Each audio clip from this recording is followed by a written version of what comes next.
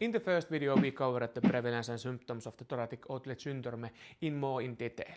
In this video we'll take a closer look at very important anatomical factors and how they can be maintained. There are three important areas to recognize. The first is the skeletal muscle, the second is the space under the clavicula, and the third is the area under the pectoralis minor. The scalenus muscle may pull the first and the second rib upwards, causing the triangular space to tighten. Inside this triangle we find the arteries, veins and the nerves. You will soon see the stretches for the scalenus muscles.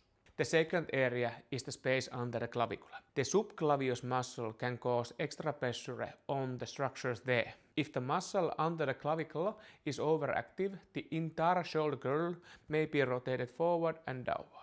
The third area is the pectoralis minor, which originates from the coracoid process of the shoulder and it attaches to third, fourth and fifth rib. When tightened, it also affects the circulations of these three structures. The first scalene muscle originates from the transverse process of the C3, 4, 5 and 6 and it descends to attach the first rib.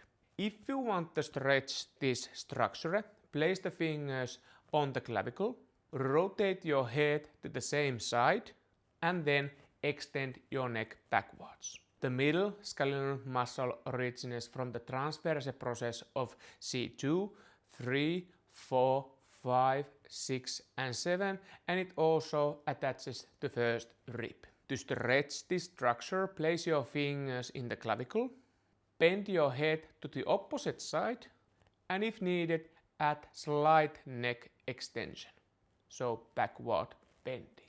The posterior skeletal muscle originates from the transverse process of C4, C5, C6 and it attaches to second rib. To stretch this muscle, place the fingers on the clavicular notch of the side you want to stretch, rotate your head to the opposite side and tilt your chin downwards. If any of these stretches intensify your familiar symptoms, then that structure should be stretched regularly.